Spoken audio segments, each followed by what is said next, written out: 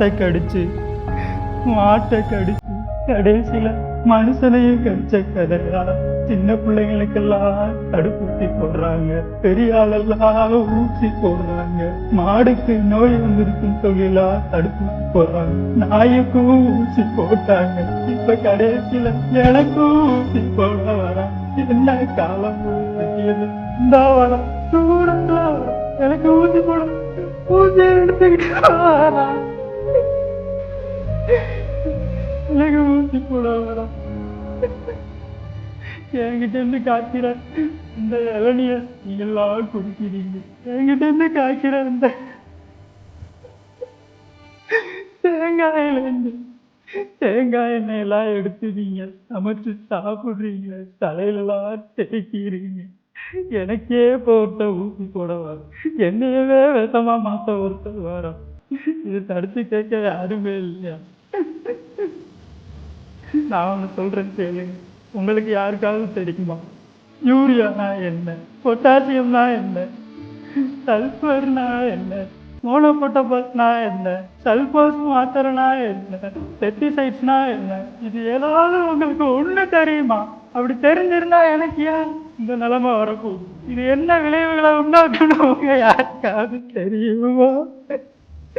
தெரிஞ்சும் என்ன இந்த நிலைமைக்கு ஆக்கிட்டீங்க? இவ்வளவு போட்டு விளைய வச்சு இது பத்தாதுன்னு சொல்லி ஊசி எடுத்துட்டு ஒருத்த வாரா. ஏற்கனவே என்னால நிக்க முடியல, காலெல்லாம் எரியுது, தலையெல்லாம் வலிக்குது. இந்த நிலைமைக்கு ஒரு மாற்று காலமே வராதா? இந்த நிலைமைக்கு ஒரு மாற்று காலம் எப்போதான்? ஆனா என்னோட தலையிலேருந்து வர அந்த இளநியையும் தேங்காயையும் பயன்படுத்துறேன். உங்களால ஒரு மாற்றத்தை உண்டாக்க முடியும், எனக்கு ஒரு விடிவு காலத்தை கொண்டு வர முடியும்னு நான் நம்புறேன். நீங்க நினைச்சீங்களா ஒரு இளநி ஒரு தேங்காய் இப்பெல்லாம் நீங்க வாங்குறீங்களோ இப்பெல்லாம் இயற்கையில விளைஞ்சா ரசாயன வார்த்தை போட்டு விளைய வச்சீங்களா? ஒரு வார்த்தை கேட்டீங்களா? கேட்டுனா எனக்கு இந்த நிலைமை வந்திருக்குமா? எரியுதே, நிக்க முடியலையே, அதோட சோர்ந்து போய் உட்காந்து. இனிமேலாவது கேட்பீங்களா?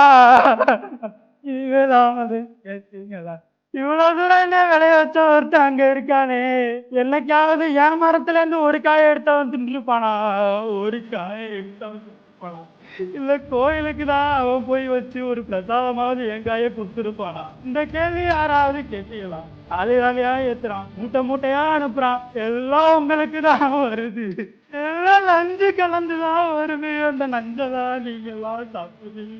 ஏன் அந்த எரியுதே உங்களுக்கெல்லாம் எப்படிதான் இந்த பொறுமை இருக்கும்? உங்க உடம்பெல்லாம் எப்படிதான் உங்க என்னத்தை சொல்ல? அதாவது கெமிக்கல் போட்டு தயாரிச்சு உங்களுக்கு கூல்ட்ரிங்க்ஸ்லாம் கொடுக்குறான், அது கம்மியா இருக்குன்னு அதெல்லாம் வாங்கி சாப்பிடுறீங்க. என்னெல்லாம் எங்க நீங்க கண்டுக்க போறீங்க? வந்துட்டான், எனக்கு ஊசி போட போறான், என்னைய வந்து சீக்கிரமே சாவடிக்க போறான்.